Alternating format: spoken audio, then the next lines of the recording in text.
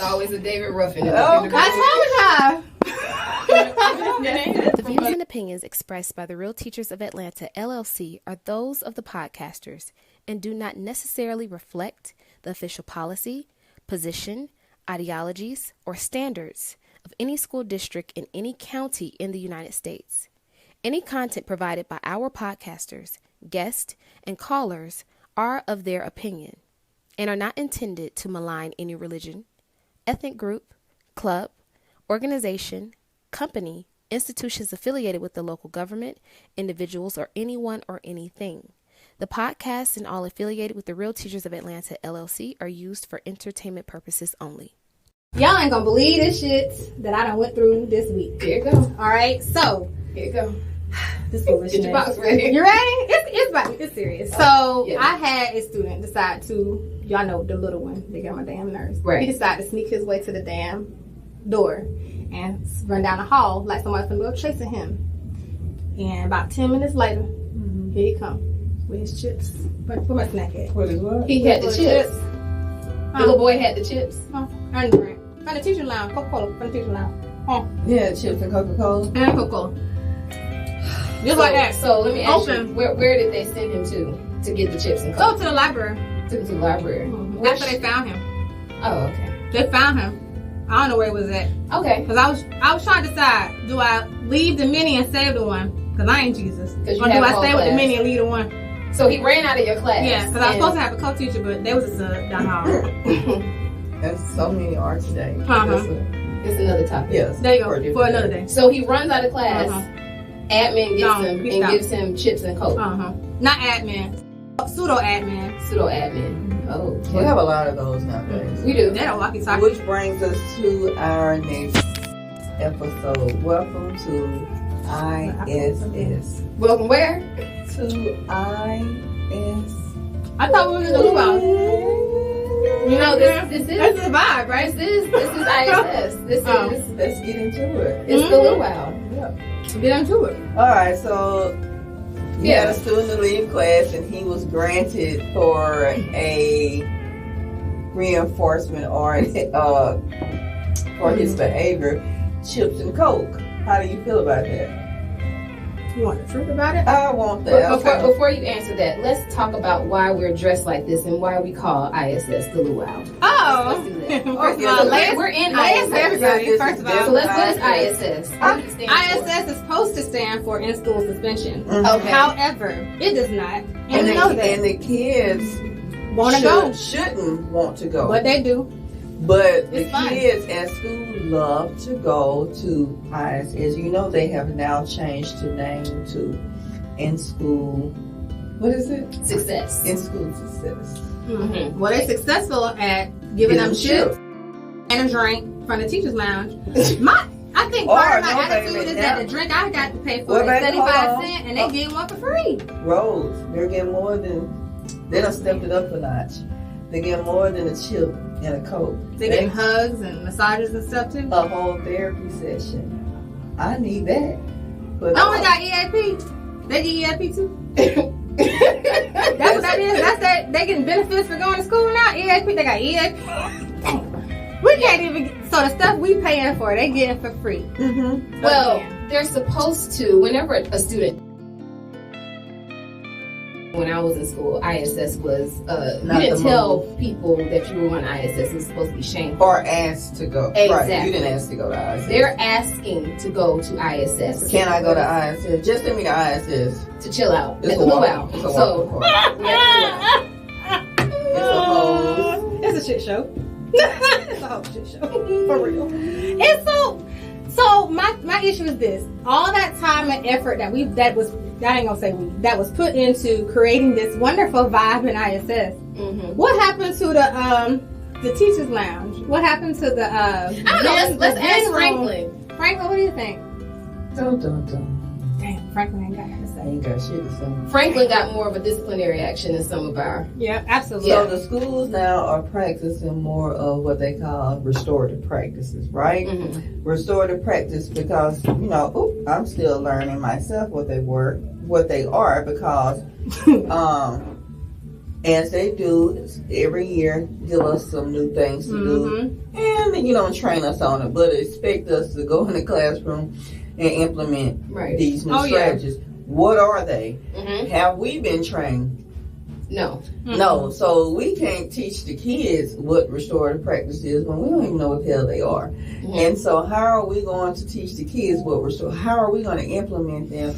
Because you had given a presentation in a what we call a staff meeting, not even PDs, not even a PD, a staff meeting. Right. You got your whole presentation and you blah blah blah blah. That ain't showing me how to do it, how or what it is. So, good thing for Google, right? So when I'm restorative practice, let's get into it. What is it? It is an emerging social science that studies how to strengthen relationships between individuals as well as social connections with communities, right? It's an approach to build a relationship within a community. Its purpose is to prevent conflict and wrongdoing and respond to wrongdoing after it occurs. Many schools choose to use restorative practices to eliminate or significantly reduce repeated and long-term student suspensions.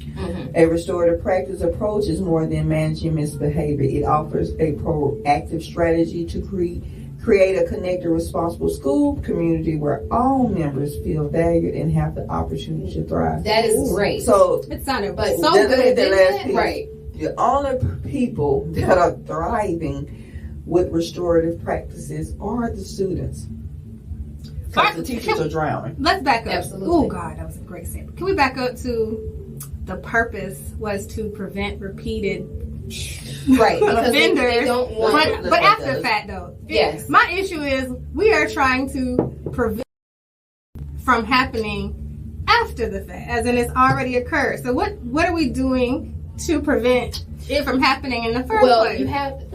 Statistically, it's shown that if you have a relationship with a student, then you're more likely to reduce that type of negative behavior perpetually happening How in many the students classroom. do you have in a day? It could be about on your roll 35 all day.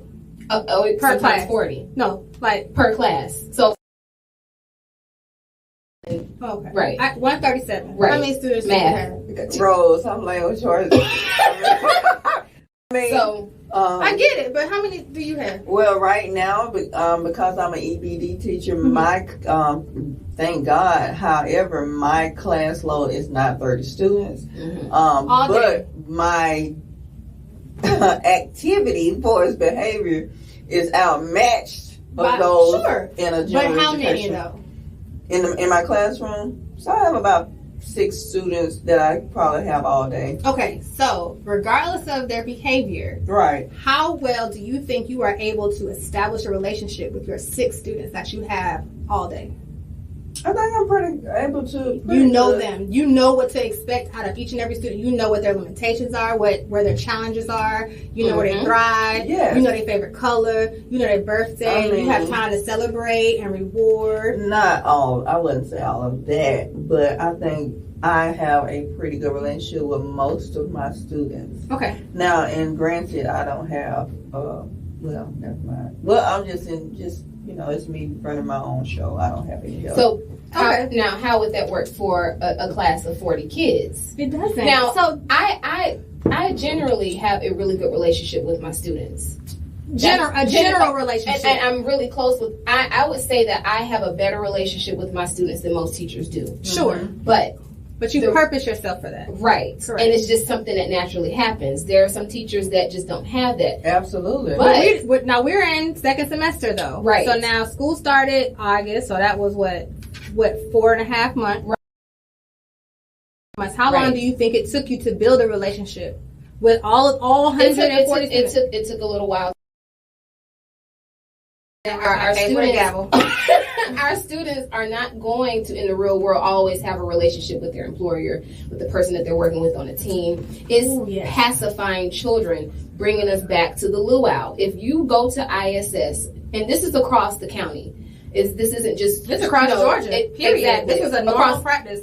You can see it in the news how it's not working, but exactly, it's absolutely and it's everywhere where children are being sent to these places and they are not getting the discipline that they need. Now, should it be punitive? Should it be extreme all the time? No. No, but there are certain cases you should not ever want to go to ISS every single day. And we're not talking about work avoidance, because that is also a tactic that kids use to get out of class. Right. We're talking, you don't want to go to class because, or you prefer to go to ISS because it's a place where you can relax.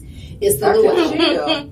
I'm just trying to talk. Wait a minute. And Can we have just a therapy session. Correct, but they're not even looking for that. Some of them it is work avoidance, right? It is. But let's get to how we even get down this road. It's a good time. Correct. That's and what it is. Class, it's a school good is time. not school like that. We teach middle school. We are teaching you skills that you need to move on to the next grade and to the next phase of your life, right? We're teaching you skills outside of just general curriculum. You're teaching you skills that you're going to need in high school to be able to sit through those classes and take that seriously. My issue that I had, so for example, I won't send all my kids to ISS. I'm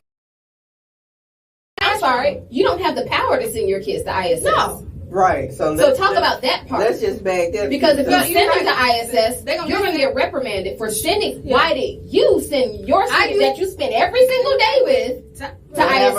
Because, my relationship. Which is what you wanted me to do. So I don't have the power to, no, you need to go somewhere and take a break. And then let's just keep it 100. You got the kids talking about the restorative practice. We're going to the silent lunch and we're going to look at a video and write a reflect. Y'all, the kids are not doing it. They ain't reflecting on nothing, right? If I know that I can act a fool in class, if I can cuss the teacher out, because that's just reality of what's going on. Teachers are being cussed out, beat up, bitten, books thrown, whatever, markers thrown. Mm-hmm. It happened. This is not something that we're speculating about. I've been cussed out. I've had, kids. I've seen kids do certain things to certain teachers.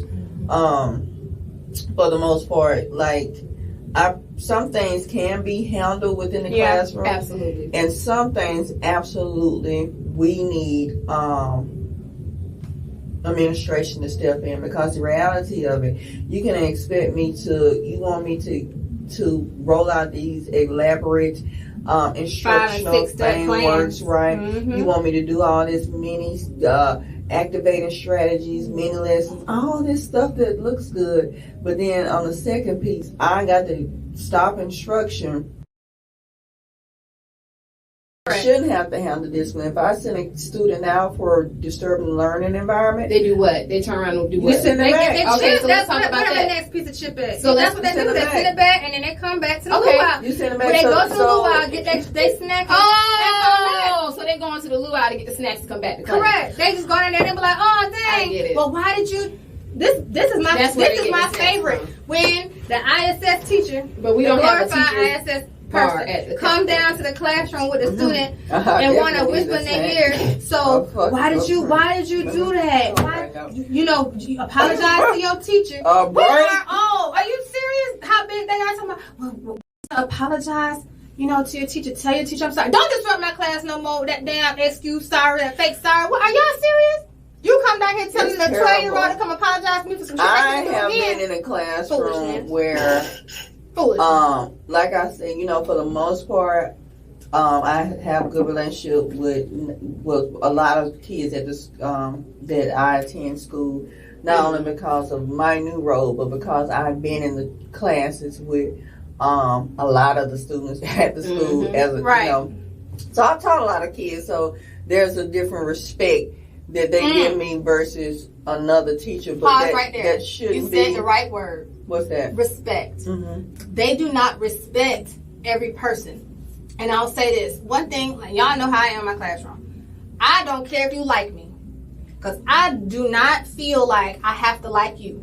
Those kids that we teach are old enough to understand who they like and who they don't like. And I'm a firm believer in if our personalities don't gel, right?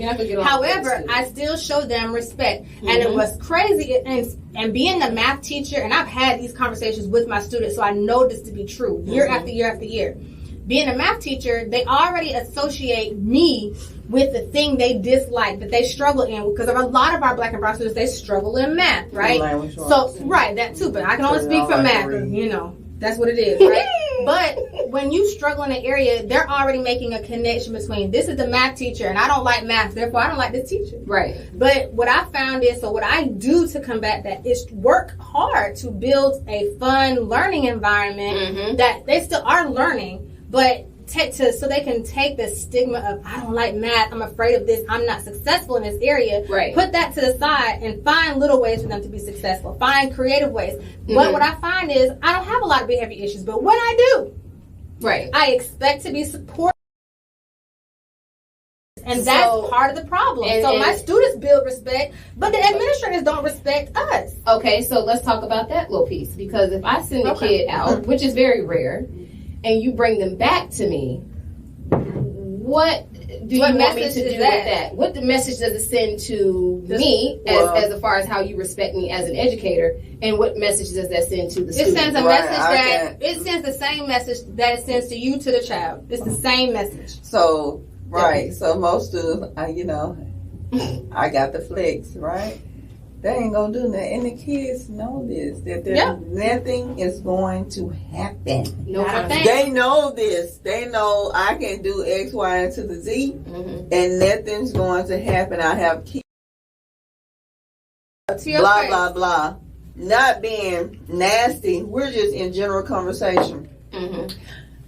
Hey, I seen a student do this, but next is gonna happen to them. They're gonna just.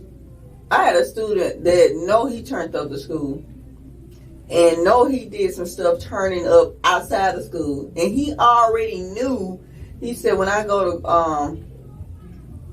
I don't want to put too much out, but when I go to X, Y, and Z, I'm only gonna get such and such. Right? So they already know what the consequences are. To be a consequence. But I don't mind students being aware of what their consequences are. But I feel like knowledge gives you choice, right? Absolutely. The more knowledge you have, the more information you have, the better decisions you can make.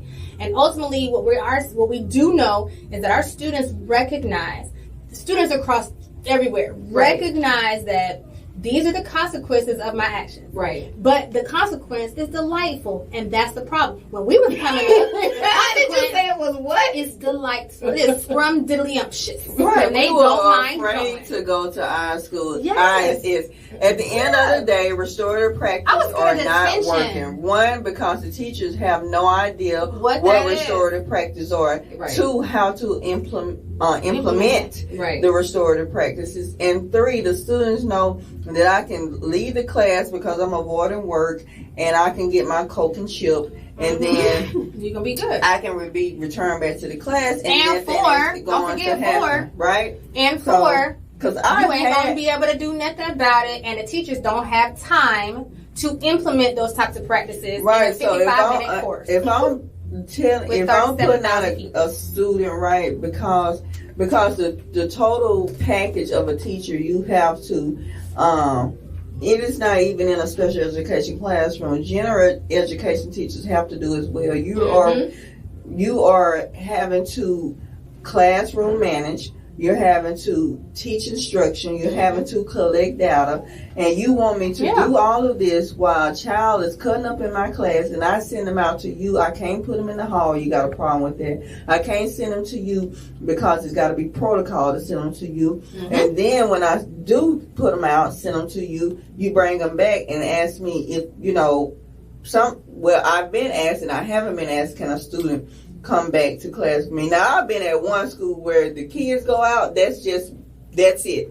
Yeah. The kids go put out. Well, I think you have to be firm, because I've had a student, actually yours, that I had. The same one that I put out. Okay. A while ago. I won't give you a timeline. Right. I'm saying but anyway, so I put him out. On out the door. And I put his book bag outside the door. Okay. And I closed it. And I said, okay, well, his computer's in the book bag. Let me take the computer. Well, I get a knock at the door. I had the book bag ready to go. Who the person that normally takes people to ISS turned to the child and said, do you want to go back to class? I said, no. I said, excuse me. As if it was the choice. I said, this is my class. he's not coming back. Now back up because I'm about to close the door. And I closed the door. Teachers have to be very firm about what they... But see, when you're talking about admin, and I said this a couple of episodes ago. Child, again, another story. She was having some issues. I won't give it a time frame. I'll just say a couple of years ago with another kid. This has been ongoing. It was a situation where the child was bothering the other child. Okay. I write the referral. That you gotta take a picture of, otherwise the LA didn't get it. You definitely have to take a picture of it. I said, not the proof. Because if you didn't take a picture of it, it didn't happen. It didn't happen. I said, do you want me to write this referral? I spent 15 minutes making sure that you saw all the implementations that I made before because it's a process. It's levels to this, right? I put it in a system. Come back the next day. Oh, we're not going to process it because the parent was upset. I don't care. Here we go. That's my point. It's the parent that now says, hey, I don't like what you said about what my child did. Well, exactly. It's the admins that are kind of being puppeteered by the parents and the county. So right. I have this. And to piggyback off you, I had an administrator bring me back the referral that I had written, folded up in their hand, and told me, well, it's in their IEP. So basically, it was going to be thrown in the trash because it's in their IEP. A lot of them are thrown in the trash. Right. So they have a right to cuss a teacher out. They have a right to do X, Y, to Z. Yep. Because this is in their IEP.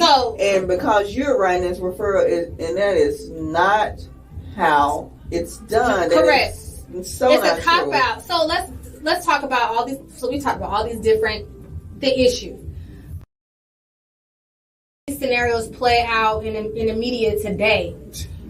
Crazy situations. There's a teacher from Texas now that passed away due to injuries sustained from a student over time. What about the teachers that got? But let's back up. Let's even just talk about that. She's gone. Teacher gone. Life gone. Right. Because of a student who and it's the same student. Said to admin repeatedly blah, blah, blah, blah, this is happening. And guess what they say? Oh, he had IEP. No. Collect the data. There we go. Here we go. The data. What the hell are y'all doing with the data? Nothing. They're not doing anything. Nothing. You're not doing nothing with this data. Because the parents gonna say, "Oh, not my little Susan." Yes, your little Susan. Let's talk about the parents. Let's talk about the parents. So I've had. They bad as hell too. I've called home and said, "Little Johnny, blah blah blah," and the parents said, "Well, the teacher said this to Little Johnny." I said, "Ma'am, I'm not calling you in regards to what the teacher said." Can we stop right there? What the hell does it matter what the teacher said? I'm calling you, telling you what Little Johnny said. Right. And Little Johnny can't come in my class and talk like this. He cannot disrespect another teacher or even me in my class. It's unacceptable. It's non-negotiable for me. So a lot of parents, you are not listening to the teacher. You're listening more to your child. And your children are coming to school and they're acting a fool. Now, what I tell my students, how you act at home is how you act at school. Correct. So if they come to school acting a fool, they're acting a fool at home. And what it tells me, you can't do anything with your kids. Now, I shouldn't have to. That's not what it's telling you. Your it's child. Telling you how they are. No, it's not. You're seeing raise your child at school. What you're witnessing is how the parents behave. You are not. The way kids are modeling or doing the same thing as the behavior they are shown. It is not what you tell them. It is what you show them. So if your mom and daddy or whomever you live with is out there doing whatever, cussing people out and I have never received a phone call of my child being disrespectful. But is your child allowed to be disrespectful to you? That's what I'm saying. Does your child see you turn up at somebody at the grocery store? Does she see you cussing somebody out because they put their buggy too close to your buggy? Huh? Do she see you turn up at the store because your bill at the restaurant that you took your tail to? Does she see you do that? No. Why? Because that's not what you do. Therefore, she ain't doing. I ain't respond. She ain't doing what she can't do, what she has not been taught to do. Parents are Jumping modeling. rope. Exactly. The parents are modeling the behavior. I digress. That's all I got to Jump say. in, Joy. What ends up happening is that when the parents Because she tight. Jump in. Because I'm sick of that crap. Okay. Tag her in. Thank you. Tag me in. She's triggered. Because I hate stuff like that. We got it. Wait, hold on. Your turn. Go. Okay. Tag me. When parents are, you're right, when parents are modeling specific behaviors, the children are going to follow behind it. If there are no consequences at home, if I'm continuously telling you that your child is on the phone and they aren't doing their work and the child is sitting in my class on the phone, that lets me know that number one, you don't have control over your child, or you don't have control over what your child is bringing to school, because take the phone from the child. You know, I told a parent that once. I probably crossed the line. She said, I never thought about that. Huh? Get them a flip phone so they can dial out. They don't need no phone. They don't need the internet because your child is failing.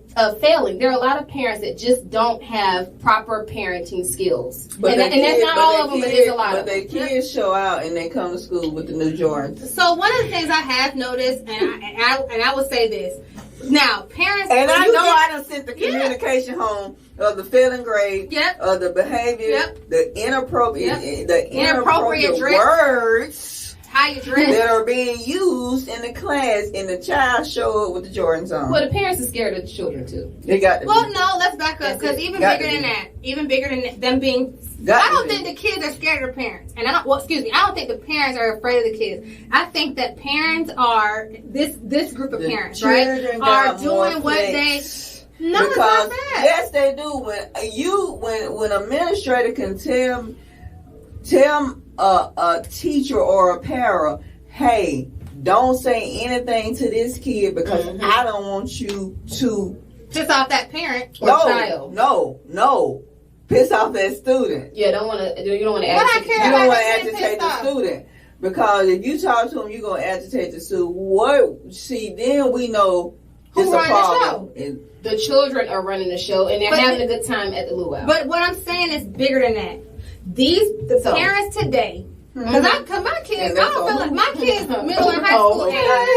Y'all so stupid. My kids are middle and high school. Yes. I wish my kids would act the fool at the school. Right. I'm coming up. But that's because you set standards, correct? But that's my point. A lot of parents now, because we're teaching kids whose parents are in our age group, right? And at the end of the day, what we are seeing is that in certain demographics, and I would say even income levels, whatever, however you want to call it, certain status, right, economic status, we do see a change in how children are raised. And some parents are looking at trying to give their student because they didn't have that. Right. Parents are doing what they want. They're giving their kids and it's not what they all didn't parents, have. Because I was just in the hair store the other day, and I go there so much so the Asian owner knows that I'm a teacher, right? But he has a new employee, which is she's from Jamaica, and she don't know the school system here, and she says to me, "Where can I go?" I'm not gonna, I love to perfect the accent, but I'm not gonna do it. Please don't do that. She said, she's asking me, where can she go? Because her school that her son goes to, it's awful, right? And crazy enough, it's not too far from my school. So I said, I empathize with her. I show sympathy for her because I understand, as a parent, especially being new to the country and where there's a shift in the education system. It's a huge change. Like, it's a shock, even for the child. It's a shock. It's a whole culture shock. Not only academically, but behavior-wise, and the mother's crying out like, hey, what can I go? What can I do? Because this is what's happening at my school. And I got to look at this mom and say, I don't know. I don't have Get you a a. permissive transfer. But It's still I gonna be the mean, same. Walmart, I don't feel like it's no different. No. Right. So you know. When my kids go, it's not different. And, No, and we, well- you know, we on the good side, So I supposedly don't the know good side if of town, right? if It's not it's different. you know, and that's what I asked my kids. I was like, ever since COVID, is it a COVID thing, So or there have have we been been going into this Right. phase where because the kids are so disrespectful? Mhm. Like Yes. it's crazy Yes. how kids are So there disrespectful is now. a study, and I will find a way to link it. But there is a study that was done about behavior pre and what we'll call post COVID. You know, we're still there, right?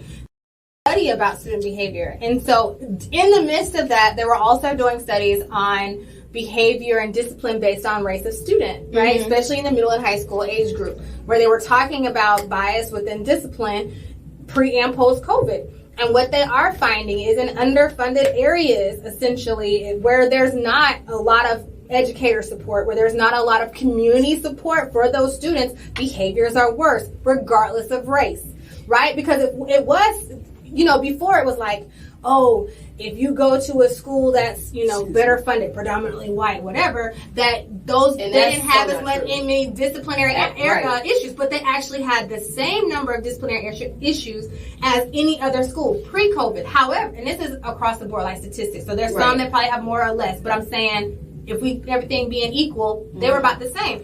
Post-COVID, we are seeing that underfunded schools, there is a huge disparity, regardless of the predominant race at that school. Do you think Okay. that it's cultural? Because when we're talking about children that Yes. live in social economic areas that are impoverished. I think there is. But when we look at children from across the world, let's say, for example, in certain places, not just in Africa, because Africa is Even not the here, only you can do it continent, here in so- Georgia. in Europe and different places where they literally go to school, dirt floors, they share maybe a couple of books, hundreds of children in a room. They can sit down and they can listen to the instructor, and they are impoverished. And they are worse, and they are privileged. that's the point. That's the part that I'm getting to. And there are no standards. No There standards. are standards. No. And the teacher needs to show you respect. Hold on, Rosa. Well, Finish. I'm saying that there are no standards as far as the school goes. If I am a principal at a school and I allow my students to come into the school, pants sagging down, not just talking about the hoodies because you don't want me to see their I don't see care their about AirPods. that. That's a fight that I'm not going to go back and forth with you Don't about. forget the tights. And the tights. I don't care about and that the, and either. the belly shirts. I care and about the Crocs. Because that's and the the socks. culture I don't care for about your the Crocs. school. Yes, it Yes, sets it the does. culture for your Absolutely. school. Because if you Well, can come into slides. school, if Slides. you're dressed in a particular way, there's a standard. You're not gonna. It's less likely that you're gonna act a fool, right? It's because too loose. It's you. Way too loose. Too There's relaxed. no. There's gotta be structure. There has That's to what be it is. Structure. administration presence. You have to be Present Let me tell you and something. available. My daughter was in high school. Her principal was very personable. It wasn't you had to go every morning. Every morning we're talking about high school.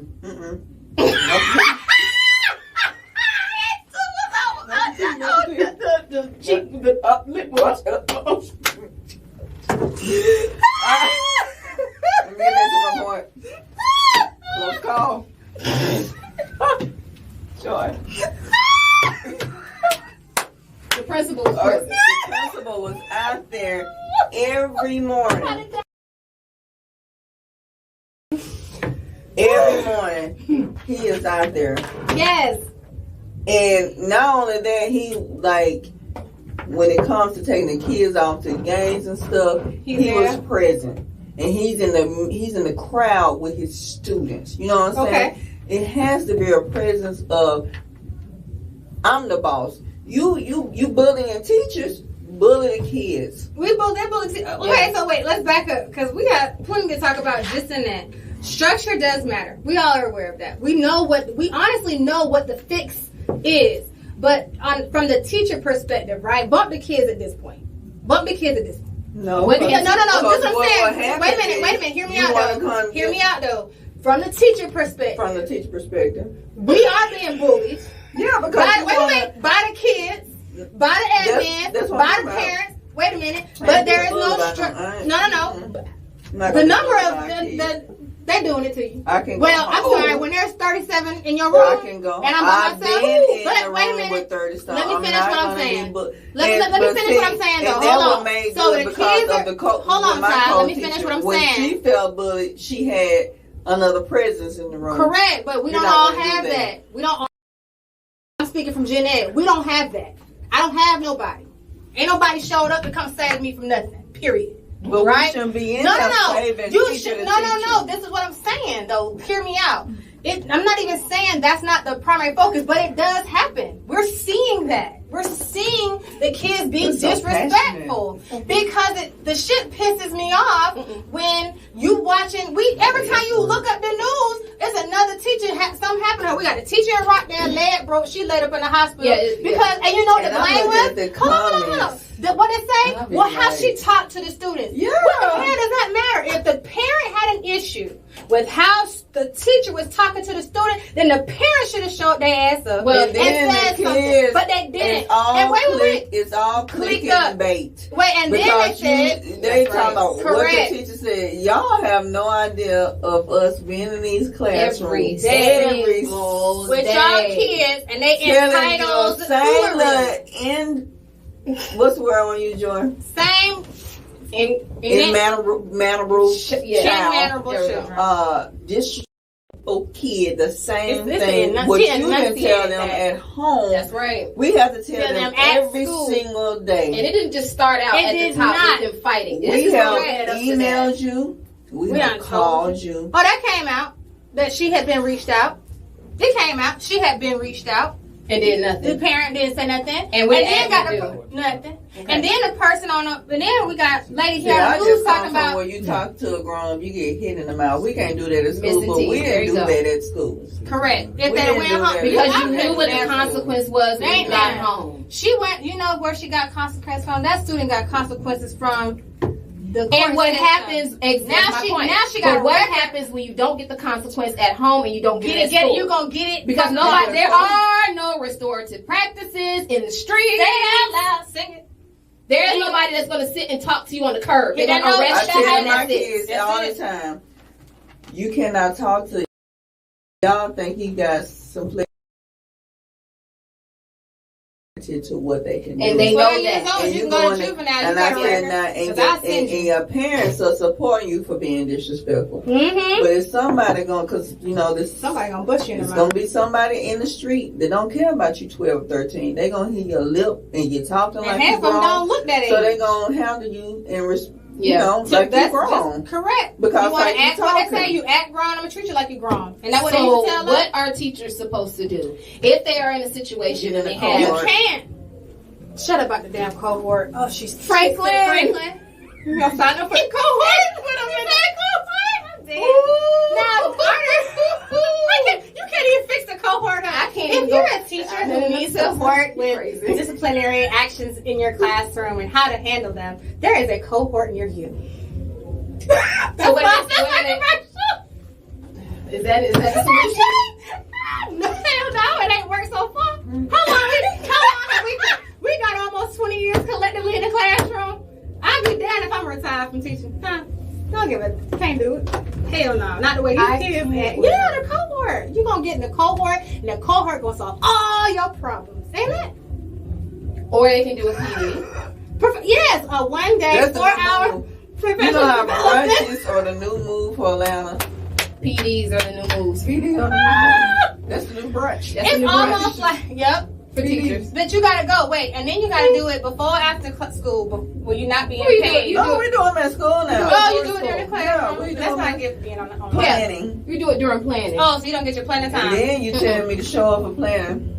I ain't got nobody to, because I'm in the classroom all day with kids. So other than the cohort, I don't have nobody to relieve me to come to the brunch. Okay, so turn it off. Can you play it? So what you said what are we gonna do? What are teachers gonna do? You gotta just be ready to defend yourself. Just be ready to defend yourself. Because I don't know what else I mean, not to physically, but you have to set boundaries, even with your admin. So there are administrators that are tired too. Absolutely. There are, and we're not throwing them all under the bus. Right. It's not that many. It's not that many. It's a few, but there are some like we hear you know what? Because what I think, like the ones that hear the teachers, they haven't. I think they haven't forgot that they were in the trenches. Right. Absolutely. You have to be in the classroom to experience what a teacher experienced before you can be a leader. Oh, she said it. I didn't say it this time. You know what I I'm saying? You have to be in the trenches. That's the correct. Before you can be. You cannot be on a leadership team if you ain't been in the trenches. And some administrators get it because they've been in the trenches. But how quickly they forget when they get to some of us, some of them do. But I see some principals.